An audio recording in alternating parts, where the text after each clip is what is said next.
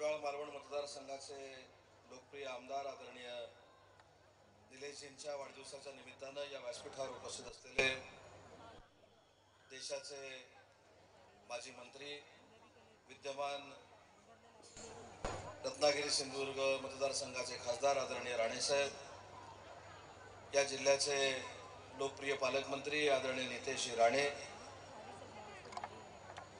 आम्हाला सगळ्यांनाच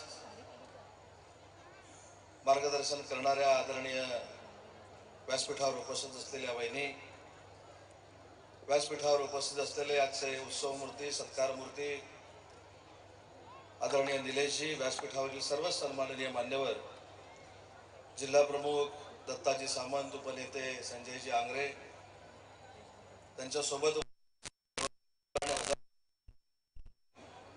निलेशजींना आशीर्वाद देण्यासाठी आलेले सहकारी मित्र, आता जिल्हा प्रमुखांनी सांगितलं की उद्या अधिवेशन आहे आणि अधिवेशनाचं भान ठेवून माझा वाढदिवस त्या दिवशी साजरा नाही झाला तरी चालेल. तुम्ही साजरा करणार असाल तर तुम्ही साजरा करा, परंतु मी विधानसभेत जाणार आहे हे सांगणारा 288 आमदारांपैकी पहिला आमदार जर कोण असतील तर ते निलेशजी राणे असतील. कारण मी देखील गेली 25 वर्ष विधानसभेमध्ये काम करतोय, पण कार्यकर्त्यांच्या आग्रहापोटी असेल, कार्यकर्त्यांच्या इच्छेपोटी असेल, अनेक कार्यक्रम मला देखील विधानसभेचं अधिवेशन सोडून करावे लागले. पण निलेशजी, आजच्या कार्यक्रमानंतर माझ्या मनामध्ये देखील मी बदल करून घेतलेला आहे की भविष्यामध्ये विधानसभेचं अधिवेशन चालू असताना वैयक्तिक कुठचा जरी कार्यक्रम असला तरी विधानसभेमध्ये खाडा टाकायचा नाही. हा तुम्ही निर्माण करून दिलेला आदर्श हा फक्त तुमच्यापुरता मर्यादित नाही, तर 288 आमदारांपुरता आहे, 287 आमदारांपुरता मर्यादित आहे. आणि म्हणून मला असं वाटतं एक चांगलं नेतृत्व, मी मगाशी राणे साहेबांना देखील सांगितलं, आणि जे खरं आहे ते बोलायला कोणाच्या विचाराची आवश्यकता आहे, कोणाच्या भीतीची आवश्यकता आहे अशातला भाग नाही. मी देखील 20-22 वर्ष आज विधानसभेमध्ये काम करतोय, परंतु गेले 2 आठवडे मी राज्याचा मंत्री आहे, नितेशजी देखील मंत्री आहेत, आमच्यावर जी जबाबदारी पडते ती आम्ही पार पाडतो. परंतु विधानसभेचा आमदार म्हणून माझ्या मतदारसंघामध्ये कसा निधी आणला पाहिजे हे जर कोणाकडनं शिकायचं असेल तर प्रामाणिकपणानं सांगतो की ते देखील निलेशजींकडनं शिकलं पाहिजे. निलेशजी, पहिलं भाषण ज्यावेळी तुमचं सुरू झालं ते विधानसभेच्या बाहेरची तुमची भाषणं ऐकलेली होती, त्याच्यावर मी देखील घाबरून होतो. पण तुमचं भाषण ऐकल्यानंतर खऱ्या अर्थानं बॅरिस्टर नाथपैंची, प्राध्यापक मधु दंडवतेंचा वारसा तुम्ही विधानसभेमध्ये चालू शकता, इतकं भाषेवरचं प्रभुत्व आम्हाला सगळ्यांना बघायला मिळालं. मी आजही सांगतो, आज राज्याचा मंत्री म्हणून मी काम करतोय, 3 वेळा 4 वेळा राज्याचा मी मंत्री राहिलोय, परंतु ज्या पद्धतीनं काही विषय निलेशजींनी विधानसभेमध्ये प्रेझेंट केले, दाखवले, सरकार जरी आपलं असलं तरी सरकारला जाब विचारणारा आमदार कसा असतो हे देखील त्यांनी दाखवून दिलेलं आहे. पहिल्या भाषणाला तर मला भीती वाटली होती की मुख्यमंत्र्यांना तुम्ही जे प्रश्न विचारले होते तर मुख्यमंत्री कसे रिॲक्ट होतील हे सगळे बघत असताना तुम्हाला मुख्यमंत्र्यांनी देखील शाबासकी दिली हे बघणारा याचा साक्षीदार मी आहे. आणि म्हणून मला असं वाटतं की दत्ता सामंतांनी जे सांगितलं की 3 महिन्यात जर तुम्ही 5 एसटी आणू शकता तर 5 वर्षामध्ये सगळ्या महाराष्ट्रातल्याच एसट्या इकडे आणू शकता, ही देखील खात्री माझी आहे. आणि त्यांच्यामध्ये झालेला राणेसाहेब आमूलाग्र बदल हा आम्ही बघितलेला आहे. ज्या पद्धतीने त्यांचं भाषण आहे, ज्या पद्धतीनं शिंदे साहेब असतील, देवेंद्रजी असतील, अजितदादा असतील, यांच्याकडनं करण्याची पद्धत आहे. म्हणजे त्यांनी कुठचंही जरी भाषण केलं तरी शेवटी ते कुडाळ मालवणवरच येतात. म्हणजे मुंबई पुण्यावर केलं, चंद्रपूरवर केलं, तर या सगळ्याचा शेवट ते माझ्या कुडाळ आणि मालवण मतदारसंघाला निधी मिळावा जी भावना निलेशजींची असते, आणि आम्ही देखील शिकण्यासारखं आहे. आणि म्हणून मला असं वाटतं की मगाशी कुठेतरी सांगितलं की मी प्रोटोकॉल पाळतो. मी आज प्रोटोकॉलसाठी आलो नाही, मी फक्त राणे कुटुंबियांच्या प्रेमापोटी आलोय आणि निलेशजींच्या प्रेमापोटी आलेलो आहे.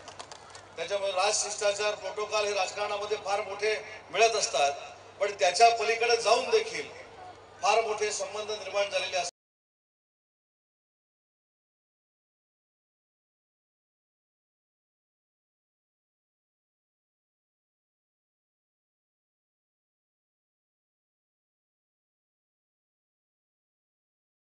आणि त्याच संबंधातच मी निलेशजींच्या वाढदिवसाच्या निमित्ताने इथं आलो.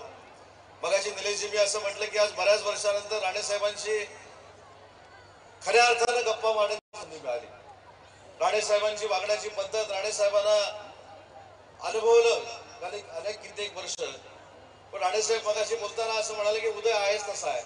परंतु राणेसाहेब हे जे काही आम्ही जे शिकलो ते तुमच्यामुळेच शिकलो. कारण आजच्या गप्पात हे सिद्ध झालं की राज्याचे मुख्यमंत्री राणेसाहेब होते,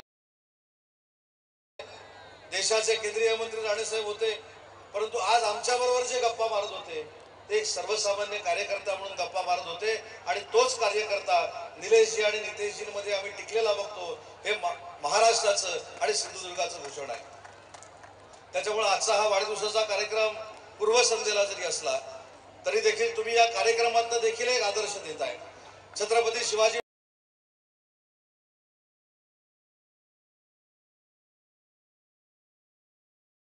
महाराजांचं महत्व काय होतं, छत्रपती शिवाजी महाराजांनी कसं सुराज्य आणण्याचा प्रयत्न केला, आणि छत्रपती शिवाजी महाराज असतील किंवा छत्रपती संभाजी महाराज असतील त्यांचं व्यक्तिमत्व आपल्या देशाला प्रेरणादायी कसं होतं हे देखील आपण वाढदिवसाच्या निमित्तानं दाखवणारा कार्यक्रम मतदारसंघामध्ये आणलाय.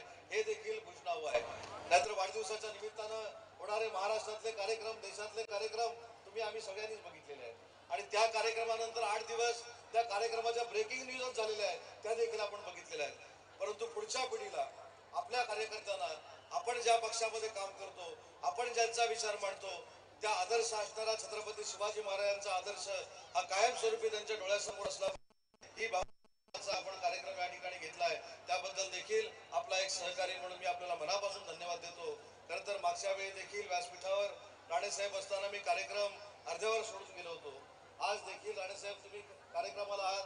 खरं तर मी आपली जाहीरपणाने या ठिकाणी दिलगिरी व्यक्त करतो, कारण उद्या माझ्या मतदारसंघामध्ये उपमुख्यमंत्री येत आहेत आणि तो कार्यक्रम असल्यामुळं त्याचं नियोजन बघण्यासाठी जी 10 वाजताची बैठक मी रत्नागिरीमध्ये आयोजित केलेली आहे त्या बैठकीला मला उपस्थित राहायचं आहे. आणि म्हणून दुसऱ्यांदा कार्यक्रम हा सोडून गेल्यानंतर देखील राणेसाहेब माझ्यावर रागवणार नाहीत ही खात्री बाळगतो. पुन्हा एकदा निलेशजी तुम्हाला वाढदिवसाच्या मनापासून शुभेच्छा देतो आणि तुमच्या आणि राणे कुटुंबियांच्या मनामध्ये असलेल्या सगळ्या आशा आकांक्षा परमेश्वरानं पूर्ण कराव्यात या ईश्वरचरणी प्रार्थना करतो आणि माझं मनोगत संपवतो. जय हिंद, जय महाराष्ट्र.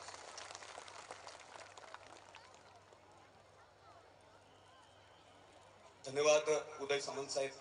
व्यस्त शेड्यूल असताना सुद्धा प्रेम आपुलकी जिव्हाळ्याचं बंधन निभावताना तुम्ही या कार्यक्रमात सहभागी झालात. आणि निलेश साहेब, खरं तुम्हाला सांगतो, सामंत आडनावाची जी माणसं आहेत ती हातचं राखून कधी ठेवत नाही. तुमची कर्तबगारी त्याबद्दल एवढं भरभरून बोलले उदय साहेब की तुमच्या कार्यतत्परतेची पोचपावती होती. एकदा निलेश साहेबांसाठी उत्स्फूर्त आणि उदंड टाळ्यांचा प्रतिसाद होऊ दे ही आग्रहाची विनंती करतो. या ठिकाणी ज्यांच्या वाढदिवसाचं औचित्य साधून या कार्यक्रमाचं आयोजन करण्यात आलंय, सत्कार मूर्ती आदरणीय कार्यसम्राट निलेश राणे साहेब या ठिकाणी मनोगतातून